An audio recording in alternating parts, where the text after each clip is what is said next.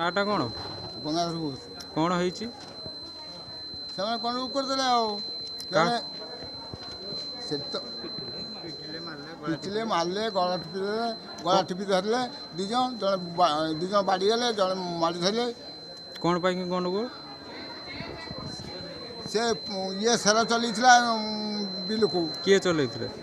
ପୁଅ ଧାନ ରୋଇବ ବୋଲି ଲଙ୍ଗଳ ହେବ ଆଉ ସିଏ ତାକୁ ଚଲେଇତେ ଦେବେନି।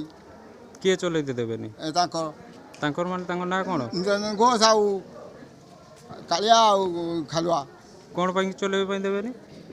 ଦେବନି ଆଉ ଦେବନି ଚଲିବୁ କେନେ। ତାପରେ କ'ଣ ହେଲା? ତାପରେ ତ ମାରପିଟ ଆରମ୍ଭ କରିଦେଲେ ଆଉ। ମାରପିଟରେ କ'ଣ କ୍ଷତି କାହାର ହେଇଛି? କ୍ଷତି ପୁଅର କ୍ଷତି ହେଇଛି। ଆଉ ପୁଅ ନାଁ କ'ଣ? ଅସୁର ଘୋଷ। ସେ କିଏ ଆପଣଙ୍କର ପୁଅ? ଆଉ କ'ଣ ହେଇଛି? ଏଇ କ୍ଷତି ହେଇଛି ଆଉ ଏ ଚାଲିଗଲା ଆଉ। କେଉଁଠି ନେଇ ଆସିଛନ୍ତି? ହାତୀଗଡ଼ ଡାକ୍ତର କ'ଣ କହୁଛନ୍ତି? ହଁ କେଉଁଠିକି?